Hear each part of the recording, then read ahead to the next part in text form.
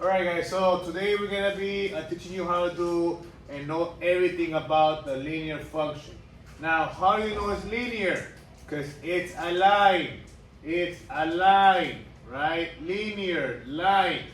Right, so the y-intercept, that means where in the graph it will pass through here. Where does the line pass? And as you can see, it's this line only, because we're looking for the y-intercept. And as you can see, this line is passing through this number here, which is 2. Now remember, for y-intercept, you always put x equals to 0. So it will be 0, and we passed it at 2. That's it. Very simple. If it would have passed here, well, it will be 0, negative 3. But since it passed at 2, well, it's 0 because you didn't move left to right, and to 2. Right? So what's the y-intercept? 0, 2. Okay? The x-intercept, it could be called many ways. Solution, zeros, roots, all these mean the same thing. Well, if y-intercept is this one, x-intercept is the other one, which is this one here. So they're trying to see where they pass. So in this line, it passed through 3. So negative 3. So the answer here will be negative 3. And that's it. Right? Y-intercept, this line, it passed through 2, 0, 2. X-intercept, the x, it passed through negative 3, negative 3. All right, so let's see slope. Rate of change is the same thing as slope. And what is slope? Rise over run.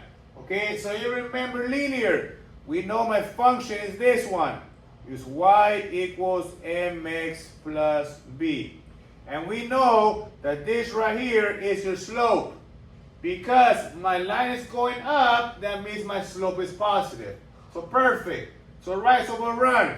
All you're doing is finding 2 dots in the line here. So as you can see, I find a dot right here. And I find a dot right here. And I find a dot right here. Right? So just choose 2 dots. Well, I'm going to choose this one and this one. And then just count the lines. How many did I go up? 1, 2. How many did I run? 1, 2, 3. Can you make it smaller? No. So the answer is 2 over 3. If the answer would have been this, for example, let's say an example, my answer is this.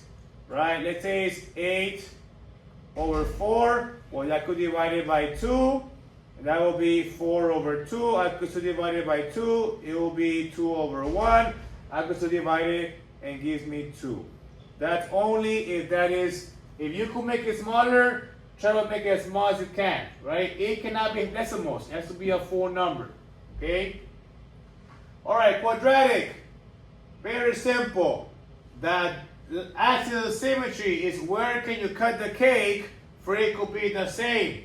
Right? So, where can I cut this line to be the same? Well, if I cut the cake right here, this side and this side have the same cake. So where's the line at? Negative 3. There it is. Very simple. Max or minimum? The max. Hasta donde llegó arriba. Right? So, hasta donde llegó. Right? Because why not minimum? Because it keeps going. You don't know hasta donde va a llegar. But my max is here. My minimum, well, I don't know my max because it keeps going. But my minimum, hasta ahí llegó. So in this question here, they're giving me the minimum. ¿Y hasta dónde llegó? Well, llegó hasta negative 1. So the minimum and negative 1. Very simple. The vertex. Remember the vertex, guys. Bien fácil. Look at the word, vertex, the B, la puntita, o arriba. Depending on what you have. And here, my vertex is right here, la puntita. How do you know, sir? Because if I make a B, mira, I make a B, there it is. My vertex is right here. So my vertex is right here. Now, how do I get to here? You always start here at 0, and you go left or right. So I go left. How many? 1, 2, 3. So negative 3. And then I go down, negative 1, and I find my vertex. My y-intercept. Well, we said y-intercept is this one here. ¿Y por dónde pasó? Pasó por el 8. So my answer here will be 8. Or if they want the other one, it will be 0, 8. There it is. My zeros. Well, my zeros is what solutions x-intercept and roots. Aquí están. How many times? 2, right? So I have, for example, I have 1 here and 1 here. I always go left to right. So which one's first? Negative 4 and negative 2. There it is. Very simple. What if I had this question here that is like this now? For example, again, just a random example, right? Here. Well, this is my negative solution, and this is my positive solution, or my negative 0 and my positive 0, right? So very simple there. And the last one, exponential. Always read the graph left to right. So where's the line going? It's going down, so it's decay. Where's my y-intercept at? Well, my y-intercept is this one here. And it crossed through 3. So 0, 3.